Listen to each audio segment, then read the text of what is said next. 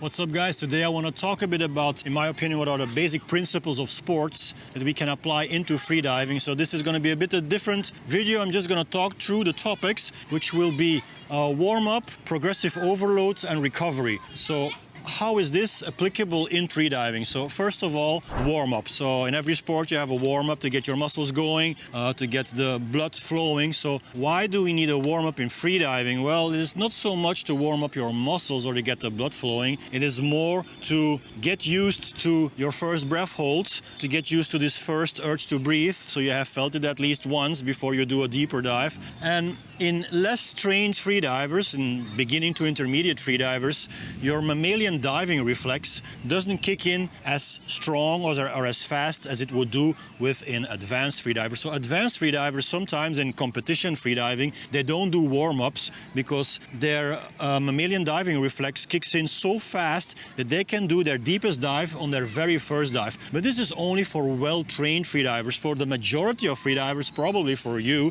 this would not work. So you need to warm up at least once or twice before you can do a deeper dive. It is to give your body and your mind the time to adapt to being underwater and to have this mammalian dive reflex to give it time to kick in and get your body and mind ready for this. So mammalian diving reflex is physiological changes that happen in your body when you're underwater, when you hold your breath. Vasoconstriction, which is the narrowing of the blood vessels in the extremities of your body, like your fingers and your toes. It is a bradycardia, which is a lowering of the heartbeat. The spleen contraction, which is an organ here on the left side of your body. When you dive, it releases oxygen-rich red blood cells. And a fourth physical adaptation, which would be the blood shift, which I very shortly explain because we can talk a lot about the blood shift. That is basically some kind of cushion of blood that forms around the lungs to protect your lungs. So when you dive deeper, there is more pressure and the volume of your lungs decreases. Now,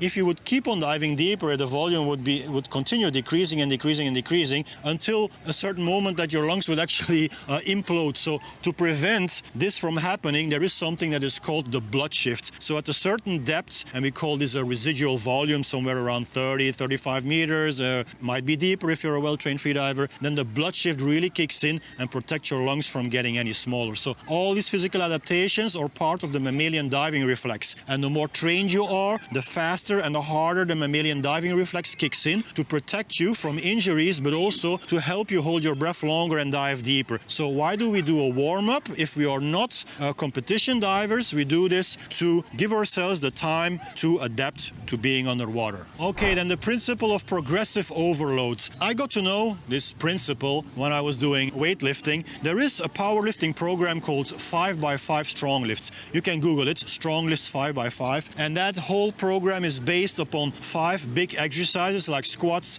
deadlifts, bench press, overhead press, and the bent over row. And what is so good about this program is that it explains perfectly the idea of progressive overload. So you can only get stronger if you start lifting heavier weights. If you're always lifting the same weights, then your body is not going to adapt and you're not going to get stronger and you're not going to grow muscle. So if you squat, for instance, 50 kilos, then on your next session you're going to squat 52.5 kilos. If that works well, you're going to squat 55 kilos. Every time 5 sets of 5 repetitions.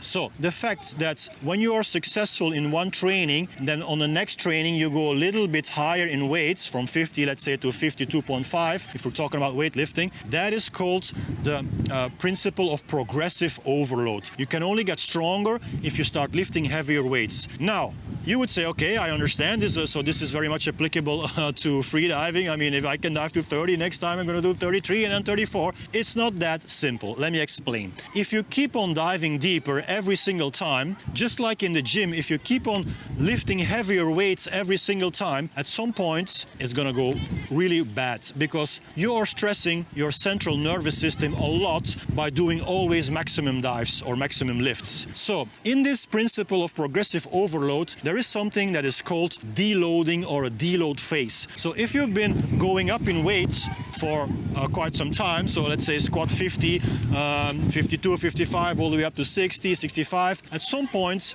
you're going to have to stop doing this and go back. So from 65, you're going to go back to let's say 55, 10 kilos off, to give your body the time to reset itself, to give your central nervous system the time to reset itself, so you don't burn up, so you don't get tired, so you don't get sick, so you don't get demotivated. Because when you get sick, you take many steps backwards. And when you take many steps backward in weightlifting or in freediving, then, well, you can't train. And if you don't train, then you take more steps backward. So you cannot go into an upwards curve in your achievements in sports. You cannot always dive deeper. You have to incorporate a deload phase. How would that be in freediving? Well, let's say you've been doing 25 meters and then 27 and then 29 and then, okay, 30, 32. Okay, stop there, take a few steps back, like literally take a few meters back, and focus on other stuff. There is more to freediving than just going deeper, you know?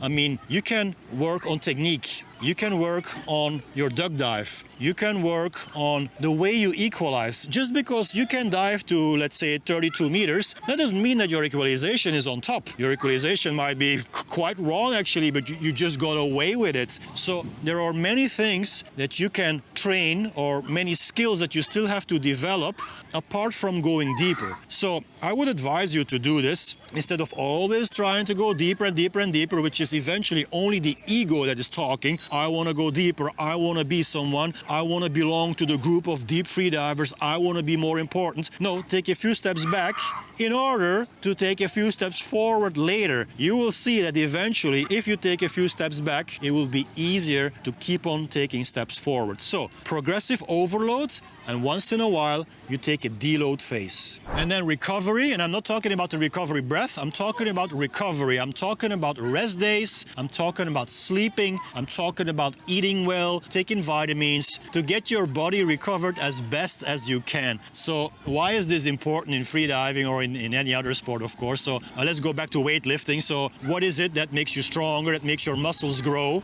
It is the fact that you're actually hurting your muscles. You are tearing apart your muscles, you are destroying your muscles. And when you recover, when you sleep, your muscles can grow again, they can heal again, and that's when they become stronger. So in freediving, we're not lifting weights, but we dive deep. And what happens when you dive deep? Well, I already explained the mammalian diving reflex and the physiological adaptation that happen. That's a lot that happens in your body, you know. I mean, we weren't born to dive, you know. As far as I know, we aren't fish. So we are trying to get our body used to diving, but it is not yet used to the sport. We need to give our body time for this. So when we dive deep, there's a lot of stress on us. There is a lot of free radicals building up in our system, and you have to get rid of them. So how do we get rid of them? Is by recovering. So by sleeping enough, take a nap after each session you do. I always nap like an hour and a half after I do a deep dive session. Eat healthy. I try to eat as much as I can based upon a whole foods diet. So whole foods or foods that you get directly out of nature. So things you can get out of trees, like fruits from the soil, potatoes, veggies, or well, I'm not a vegetarian, so I eat meat, poultry, fish. So things that come directly out of nature without being processed. If they are processed in an industrial process, for instance, cornflakes is a processed food, well, I would avoid that. So your body is at its healthiest when you eat healthy. I mean, that's not rocket science, right? So whole foods. What kind of supplements can you take? Antioxidants, to fight those free radicals that are building up. So why are you always so tired when you do diving? It's because there is a lot going on in your body, you know, your body is really working. So incorporate rest days. Don't make the beginner's mistake, which you probably already have made, and that everyone makes at certain point, to keep on diving. Like, okay, you set a PB, you're happy, you're gonna do the next day another PB, and you still feel well, and then you wake up the next morning and you're like, okay, I'm a bit tired now, but I'm still gonna dive. And that's when it happens, you know, like afterwards you get tired and then you feel like, okay, now I really have to take a rest day. But the next day you'll have to take a rest day as well, and the next day, and you might even get sick, you know. So very important in freediving, overtraining is something that happens to all of us, also to the advanced freedivers. I've been guilty of this many times. But the more you cross your limits, the more you start understanding what are your limits, and the more you start understanding what is the benefits of recovery. Peace in every breath.